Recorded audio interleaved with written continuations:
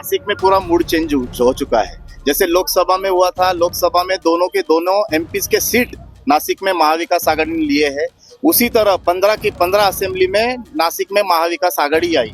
शरद पवार है और पवार साहब मतलब महाराष्ट्र में उनकी पावर क्या है ये महाराष्ट्र के सब मतदार जो वोटर्स है जानते हैं। शरद पवार कब रिटायर होंगे ये हम खुद भी नहीं जानते और वो खुद भी नहीं जानते। जैसे कि उनको एक सवाल किया गया था जब पार्टी टूटी कि आपके पार्टी का ऐसा आश्वासक चेहरा कौन है, तो उन्होंने खुद हाथ ऊपर करके बोला था कि शरद पवार है।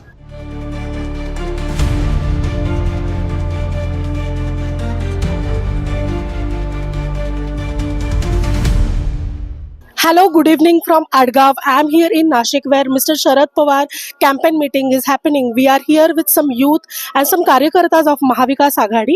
Let's talk to them and listen what is the mood in Nashik. So sir, क्या mood है नासिक में? नासिक में पूरा मूड चेंज हो चुका है। जैसे लोकसभा में हुआ था, लोकसभा में दोनों के दोनों एमपीज के सीट नासिक में महाविकास आघाड़ी ने लिए है। उसी तरह 15 की 15 असेंबली में नासिक में महाविकास आघाड़ी आई।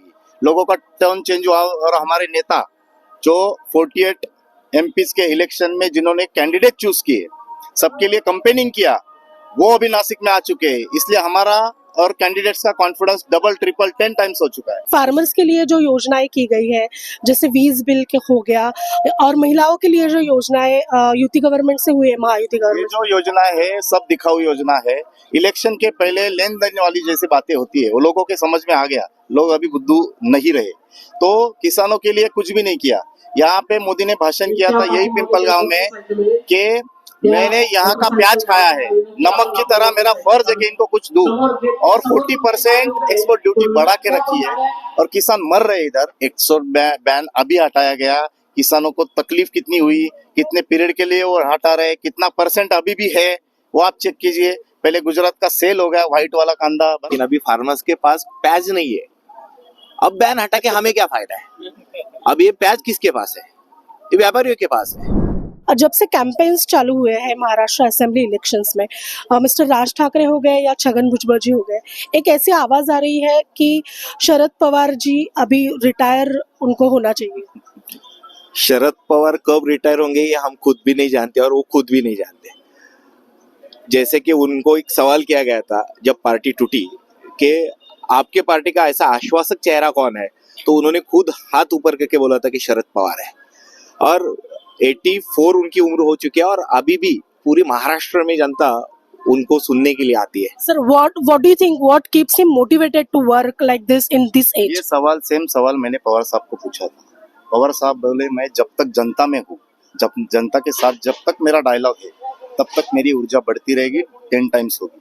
और आप देख रहे हो कि हमें मतलब as a NCP leaders Pawar साहब के कार्यकर्ता करके जब ये एमएलएस फूटे, पार्टियों की टूट फूट बीजेपी ने करवाई, तब पवार साहब ने किसके बलबूते पे पार्टी खड़ी की? कार्यकर्ता भी नहीं थे, एमएलए भी नहीं थे, सर ये जनता किसान उनके साथ वो अटैच थे और उनके बलबूते पे 31 एमपीज उन्होंने महाराष्ट्र में चुन के लाए आउट ऑफ 48। स्ट्राइक रेट हो गया नियर अबाउट 7। सबसे ज्यादा एलिगेशंस अगर शरद पवार जी या पार्टी को होते हैं तो वो होता है कि युवा नेताओं को चांस नहीं मिलता है, युवा नेताएं आगे नहीं, ये ऐसे एलिगेशंस होते हैं। सर, ये एलिगेशंस है। आउट ऑफ 19 का आप इलेक्शन देखो, 28 एमएलए जो पवार साहब के चुन के आए वो बिलो 40 है।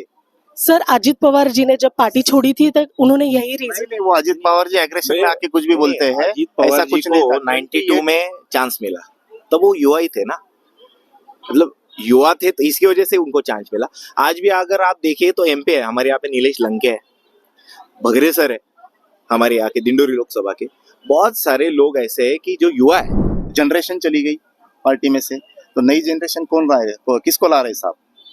रोहित आर पाटिल, रोहित दादा पवार, अमरजीत घाटगे, ये कौन है? This all are the youth which will lead about 25 years of next coming years. They will lead Maharashtra. Maha Vikas Aghadi को नासिक एज अ कॉन्स्टिट्यूएंसी में, होल नासिक में फायदा हो सकता है इस चीज का? जरूर, क्योंकि अगर आप देखोगे महायुति की जो नीतियां है किसान के बारे में, वो सब कुछ फेल थी।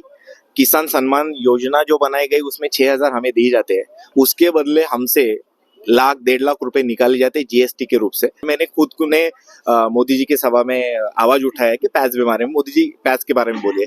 क्या होता है कि किसान या सब महिलाएं जो घटक है सबको बाजू में रखना है और हिंदुत्व के एजेंडे को सामने लाना, ये इनका एजेंडा रहा है और इसी वजह से किसानों को इससे कुछ फर्क नहीं पड़ता। हम गाँव वाले लोग हैं, हमें नहीं फर्क पड़ता है हिंदू और मुस्लिम का, हम एक साथ रहते हैं, तो इसकी वजह से महायुति को नाकारा जाएगा। लेकिन महाराष्ट्र के लोगों को लगता है कि अभी भी शरद पवार युवा है, उम्र कितनी भी हो, उनके जैसा आदमी अभी तक राजनीति में तो नहीं है। अभी तक इतनी उम्र का जो भागता है, दौड़ता है, अभी लोगों के मन में तुतारी बैठ गई। जो शरद पवार का चिन्ह है वो तुतारी उनके मन में बैठ गई, हर आदमी के मन में।